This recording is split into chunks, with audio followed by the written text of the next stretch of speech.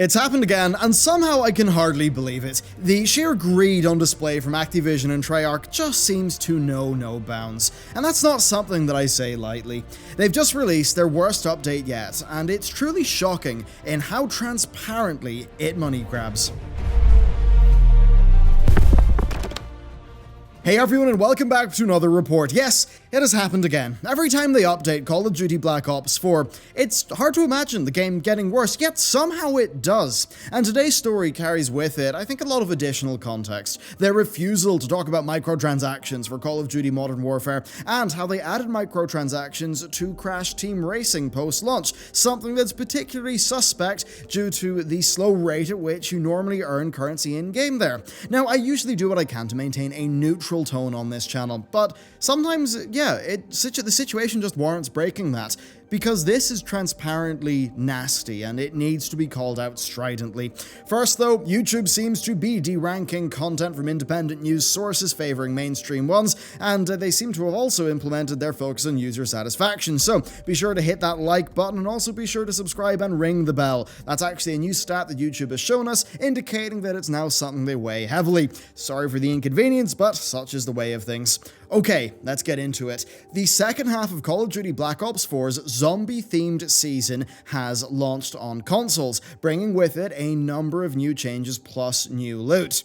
Does that sound good? Normally it would sound good in a game, but it is Activision, and that means they've done it again. This update has brought with it 2 new weapons, but there's a catch. Like in the previous updates, they're a part of the game's reserve system. That means that they drop from loot boxes, along with associated items, and they are not directly earnable through your gameplay. Like, you can't just get experience and automatically unlock the gun. And while Call of Duty World War II had a similar system, guns being inside a loot box, that game offered players gameplay challenges to actually just go and directly do, to earn the weapon directly through gameplay, and that is something that Treyarch are not doing here. So, there's these new weapons, and they are just like any normal weapon you'd unlock with experience in a Call of Duty game. So imagine if in Call of Duty 4, the AK-47 came from a loot crate. That sounds like madness in a competitive game, but that is where we're at. And that's bad, but it gets worse. You see, the previous update added in weapons in much the same manner, but they were pretty overpowered. Treyarch nerfed them eventually, but it took weeks. And one of these guns was so powerful that it pretty much managed to break a game mode.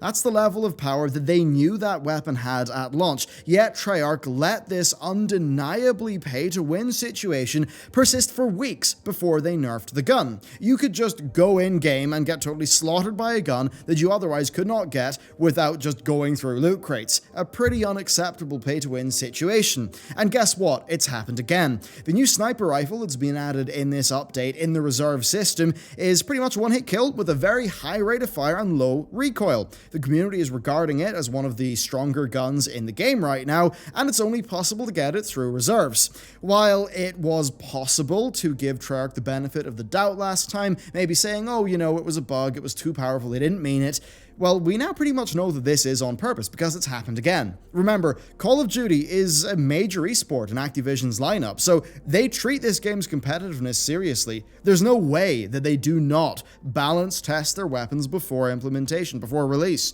They know this was overpowered, yet they released it anyway. They knew it was creating a pay-to-win situation, and they happily proceeded. Their intentions can be deduced from their actions. But here's the thing. It gets worse. I know, it's hard to imagine, but it does. So these weapons, as I said, are available from reserves, and that usually means reserve crates, which are loot boxes that contain 3 items, or gun bribes, which are weapons-focused loot boxes. Now yes, they did add in an anti-dupe system to the standard loot boxes, which would re-roll every 3rd dupe into a non-dupe. They then also added special non-dupe loot boxes, so you can turn 6 regular loot boxes into a new anti-dupe loot box. And I say you could do that because now you can still do that, but you can also purchase it for 400 Call of Duty points, the game's premium currency. Treyarch really have went to great lengths to foster this problem in order to sell you the solution. First, all of the past season's contraband track items go into the reserve pool after the season is over. Then each season adds new items. This season particularly adds 192 items, and remember, most of those are junk filler items. Take gun charms and death effects. You don't unlock a gun charm and then apply it to all of your guns. You've got to unlock the same charm again and again and again on a per gun basis, massively inflating the loot pool.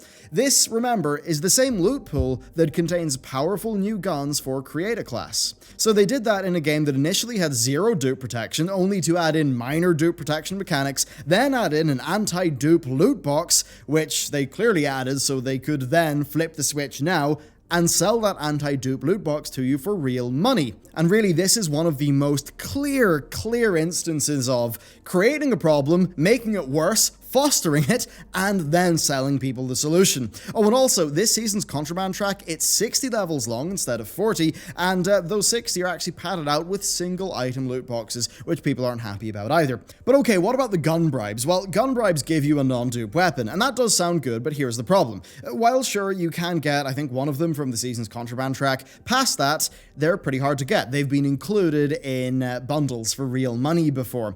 And then the actual pool of weapons that the gun bribes draw from, well, that's problematic as well. It includes melee weapons, it includes the new ranged weapons, the ones that really do matter a lot, but also Mark II variants of existing weapons. Now, those variants are mechanically identical, so even within the gun-only loot pool, you actually find that the new guns that they add to the game are, like the mechanically distinct ones, they are watered down by it being full of variants of base guns. Now, they've went to great lengths to make the new weapons basically as hard to get through just gameplay as possible. I mean, first we saw Treyarch add new weapons into the reserve crates, then we saw them do that, but then allow a pay-to-win situation to continue, and now we've seen them repeat that cycle, just that this time they also added in a more expensive loot box with no duplicates in order to capitalize on the pay-to-win situation that they've created. And yeah, I'm not giving them the benefit of the doubt there, but as I've said in this video before, I mean, it's been pretty clear the gradation of nastiness that has went on here. And it really is disgusting. This is entirely against everything that Call of Duty used to be. And believe me, I say this as somebody who spent his early teens playing Call of Duty 2 PC in LANs, like in my local LAN center. Later on, I went hard into CoD 4, I dabbled in Pro Mod.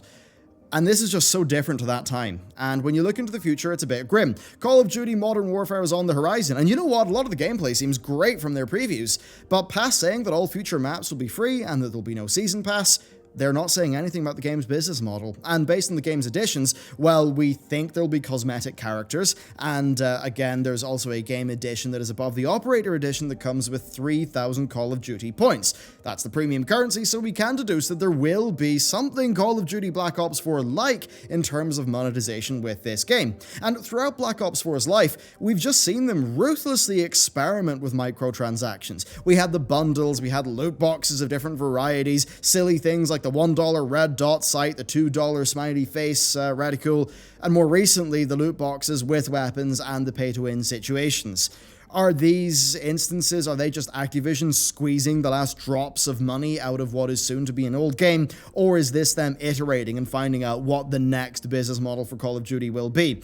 I mean, sure, the average person's not going to be dropping a significant amount of money. They're not going to be putting $3.5 grand into this game. The actual total you can spend on this is over $3.5 grand. They're not going to do that, but that's the entire point. The whale business model, as they call it, is predicated on that. All it takes is 3% of players to heavily partake in that spending for it to win. They are literally designing the game's economy around a tiny percentage of players, knowing full well that the other players, the rest of them, will pretty much hate them for it. Over on my other channel, my first one, which is what, 6-7 years old now, which is a World of Warcraft focused channel, there's often massive kickbacks from the community whenever Blizzard adds store mounts to the game.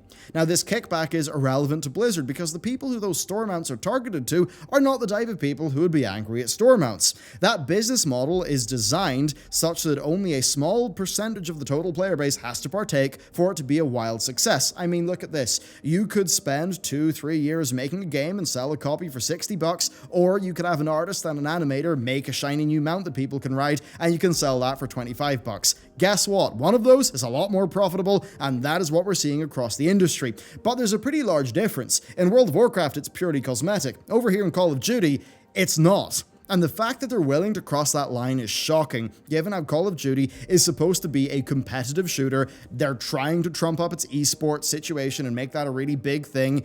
And we really can see that this business model, it risks destroying the integrity of Call of Duty's gameplay. And what this really boils down to is that the standard, it's just cosmetic microtransactions, well, that defense no longer applies. And this takes me over to Crash Team Racing, where currently, it is only cosmetics.